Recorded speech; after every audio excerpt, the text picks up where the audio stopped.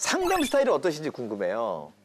그 상담 스타일이 저하고 양재원 원장이 되게 다른데 저 같은 경우는 좀 많이 직설적으로 얘기를 하는 편이고요. 그러니까 의사 환자도 궁합이 있다고 생각을 하고 저하고 잘 맞는 분들이 있고요. 또 저 스타일을 좀 불편하시는 분들도 있고 그럼 불편하신 분들한테는 미리 말씀을 드려요. 좀 더 따뜻한 선생님을 찾아가시는 게 좋을 것 같다라고 말씀을 드리곤 했었어요. 네. 저한테 오시는 분들의 어떤 공통점은 대부분의 환자분들이 이렇게 앞에 나가가지고 누군가 자신 있게 자기를 표현하거나 이런 걸 잘 못하는 분들, 좀 회피적인 성향이거나 의존적인 성향인 분들이 본인이 해나가는 느낌을 가질 수 있게 그런 식의 상담을 많이 하는 진짜 스타일은 다르시다. 이런 스타일이 사실은 정신과 의사라면 전형적으로 롤모델을 삼아야 될 스타일이신데 저는 약간 설명이 많아요.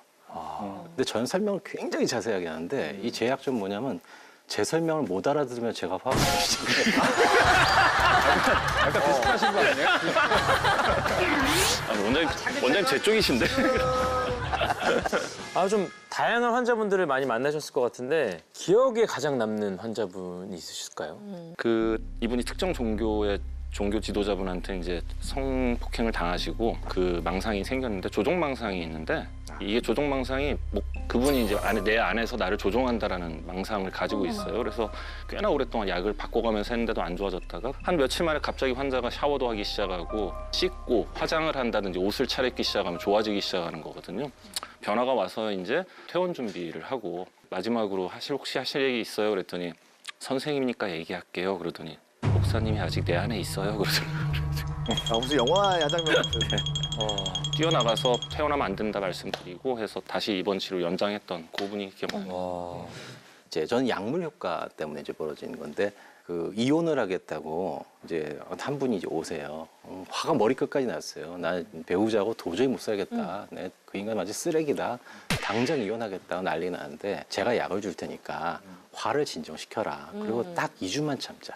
그래서 한 2주 만에 사람이 완전 온순한 양처럼 변한다. 어머나. 싹 이렇게 사람이 변한 다음에 이런 데장 찍어! 막 이러는데 그래 그동안 우리가 너무 많이 싸우고 그랬던 것 같아. 우리 차나 한잔 마시고 얘기할까. 갑자기 온순한 양처럼 얘기하니까 상대 배우자가 얘가 왜 이래? 우리 같이 우리 얘기나 해보자. 그런 다음에 이혼을 포기하고 오시는 분들이 있어요. 우와. 네, 한 달 뒤쯤에서 이제 애기들 데려오는데 이 아기가 앞으로 행복하게 살 가능성이 아주 높아졌잖아요. 그렇죠. 그럴 때마다 나는 뭔가를 했구나. 저도 이제 약간 충족감이 많이 가죠. 가정을 어떻게 보면 구하신 거네.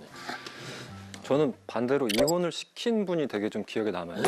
네, 그러니까 남편이 되게 오랫동안 외도를 하는 걸 알고 있음에도 너무 이혼하고 싶은데 너무 두려운 거예요. 자기가 살아보지 않은 인생이 너무 두려운 그런 분이셨는데 저랑 한 2년 정도 이제 치료하시면서 그 과정에서 이혼 결심을 하시고 어쨌든 결과적으로 이혼하셔가지고 지금 네일 아트샵까지 이제 본인이 여셔가지고 독립을 잘 이제 하시고 개인을 찾았네요. 그렇죠. 자기 자신. 네, 떠올랐어요. 좀 반대의 경우지만 또 네. 역시 행복을 찾은 네. 분들이기도 하겠네요.